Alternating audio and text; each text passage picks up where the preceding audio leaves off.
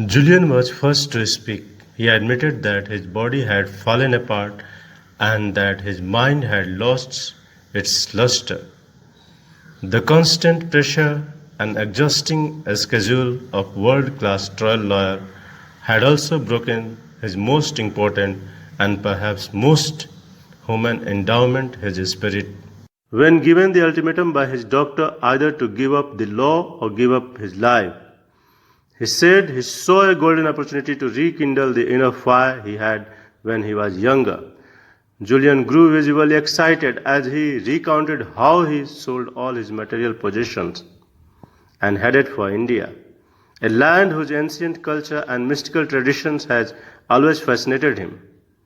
He traveled from tiny village to tiny village, seeing the timeless sights and growing to love the Indian people. Julian slowly began to feel alive and whole again. Perhaps for the first time since he was a child, his natural curiosity and creative spark steadily returned, along with his enthusiasm and his energy for living. He started to feel more joyful and peaceful, and he began to laugh again. Julian told me that his journey to India was more than a simple vacation. He described his time in this faraway land as a personal odyssey of the self. He confided that he was determined to find out who he really was and what his life was all about. To do this, his first priority was to connect to that culture vast pool of ancient wisdom of living a more rewarding, fulfilling, and enlightened life. The more he explored, the more he heard of Indian monks who had lived beyond the age of 100. Monks who, despite their advanced years, maintained youthful, energetic, and vital lives. The more he traveled, the more he learned of ageless yogis who had mastered the art of mind control and spiritual awakening. It was while he was in Kashmir, an ancient and mystical state that sits sleepily at the foot of the Himalaya, that he had good fortune to meet a gentleman named Yogi Krishnan. This slight man with clean shaven head had also been a lawyer, fed up with the hectic pace that personify modern New Delhi. He too gave up his material possessions and retreated a world greatest simplicity. Becoming a caretaker of a village temple, Krishnan said he had come to know himself and his purpose in the larger scheme of life. Julian informed this lawyer turned yogi to his own story. I need your help, Krishnan. I need to learn how to build a richer, fuller life. For as long as I have been caring for this temple in this little village, I have heard whispering of the mystical band of sages living high in the Himalayas. Legend has it that they have discovered some sort of system that will profoundly improve the quality of anyone's life. It is supposed to be a holistic, integrated set of ageless principles and timeless techniques to liberate the potential of mind, body, and soul. Julian was fascinated. This seemed perfect. Just exactly where do these monks live? No one knows, and I regret that I am too old to start searching.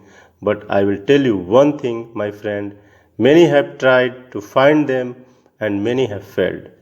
The higher reaches of Himalayas are treacherous beyond compare, but it is the golden keys to radiant health, lasting happiness, and inner fulfillment that you are searching for.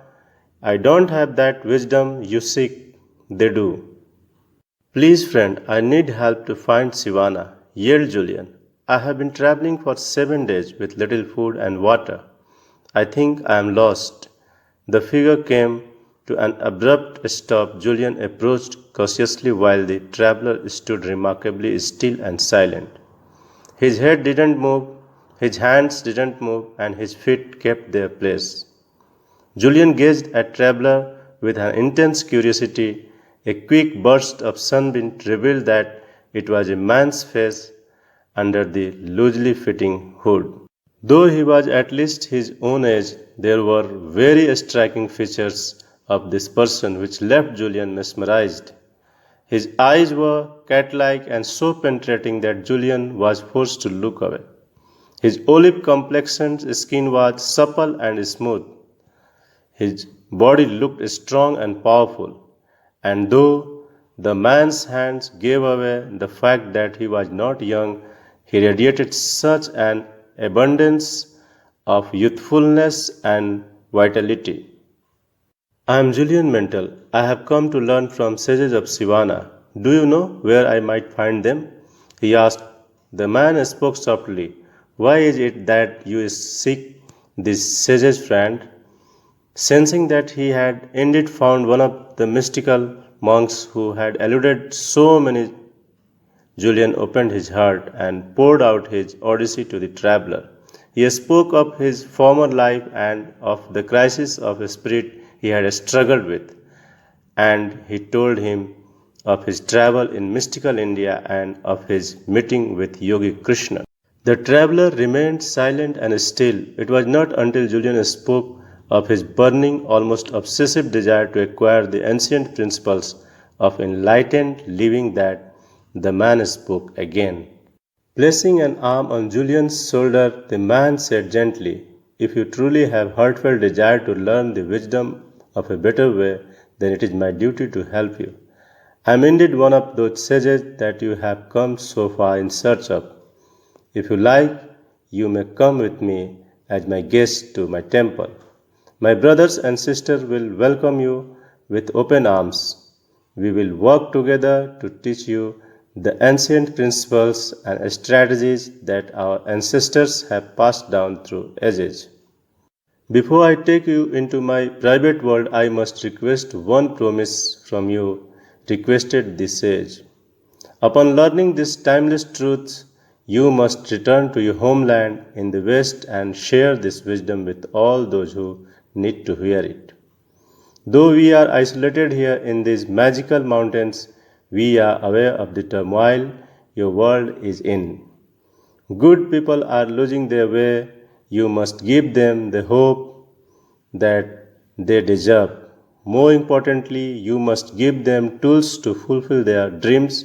This is all I ask. Julian instantly accepted the sage's terms as the two men moved still higher up the mountain path to lost village of Sivana. The Indian sun started to set, a fire-red circle slipping into soft magical slumber after a long and weary day.